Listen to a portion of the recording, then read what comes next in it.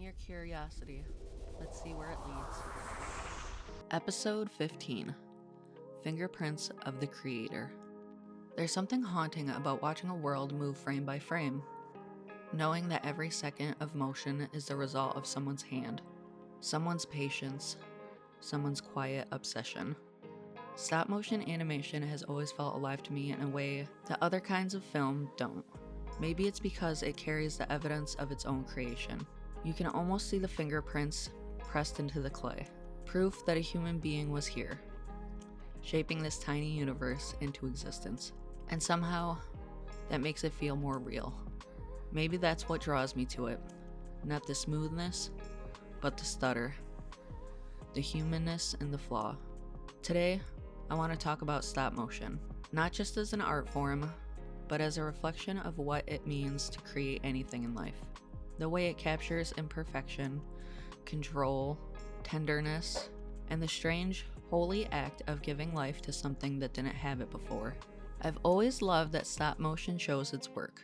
The little jerks in movement, the slight misalignment, they're not mistakes, they're signatures. You can feel the animator's heartbeat in those imperfections. When something is too smooth, too perfect, it stops feeling alive. CGI is impressive, but it's sterile. It's like walking into a clean room, awe-inspiring, but cold. Stop motion feels more like a cluttered workbench. Fingerprints, glue, dust. You can feel the hours. We spend so much of our lives trying to erase our fingerprints, to hide the mess, to present a polished version of ourselves that feels frictionless, easy. But maybe what makes something divine isn't its flawlessness. It's the evidence that it was made by hand. There's a kind of vulnerability in that. It says, I tried. I made this with what I had, and it's enough. When I think about stop motion, I think about worlds built by hand. Entire realities contained on tabletops. There's something so intimate about that. Take The Nightmare Before Christmas, a film about a creator who's lost touch with his own creation. Jack Skellington is stuck in a loop of perfection. Every Halloween is flawless, but hollow. So he reinvents himself. He wants something new, something that'll make him feel alive again. But the thing about chasing meaning is, you can't mass produce it. Jack builds Christmas from the outside in. Decor, costumes, songs, but it never feels right. Because joy, like creativity, can't be manufactured. It has to come from the mess, from the fingerprints.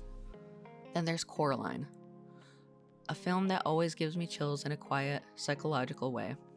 The other mother builds this better version of reality. Handmade, colorful, and flawless. But the longer you watch, the more you realize that perfection is a trap. The other mother doesn't love, she possesses.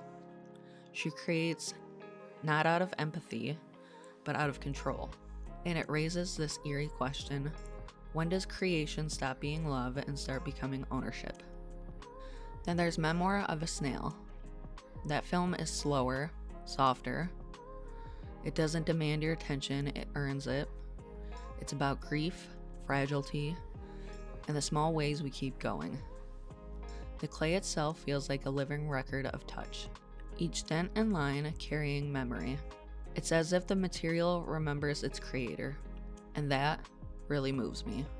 Because maybe art is just memory in disguise, something shaped by touch, by emotion, by all the things we can't say out loud. And then there's Fantastic Mr. Fox, which somehow makes existential dread charming. It's about wildness and control, how we try to domesticate ourselves to survive, and how something inside us always fights to stay wild.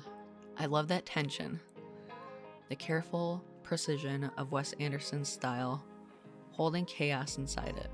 It's this perfect metaphor for creation itself. We want control, but life always wiggles free. Maybe that's the real beauty, that art is never fully ours. The more I think about stop motion, the more I think it mirrors what it means to be human.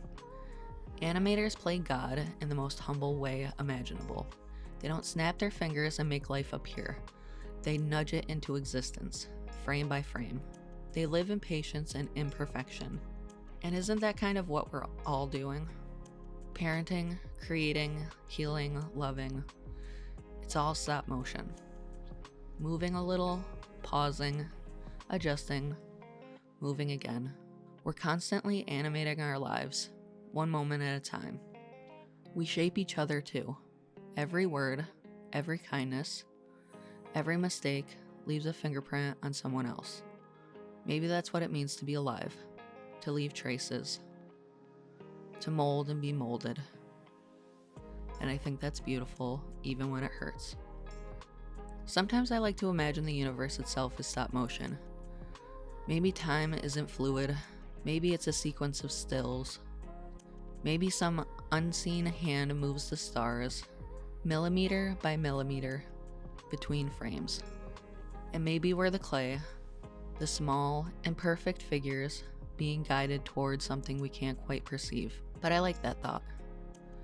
Because if that's true, it means someone cared enough to keep the frames moving, to bring us to life again and again. Maybe the beauty of existence isn't in being perfect. It's in the evidence that we were touched. We're all imperfect creations, and that's what makes us real. Thanks for listening to Eccentric Aloof. This was episode 15, Fingerprints of the Creator. See you next time.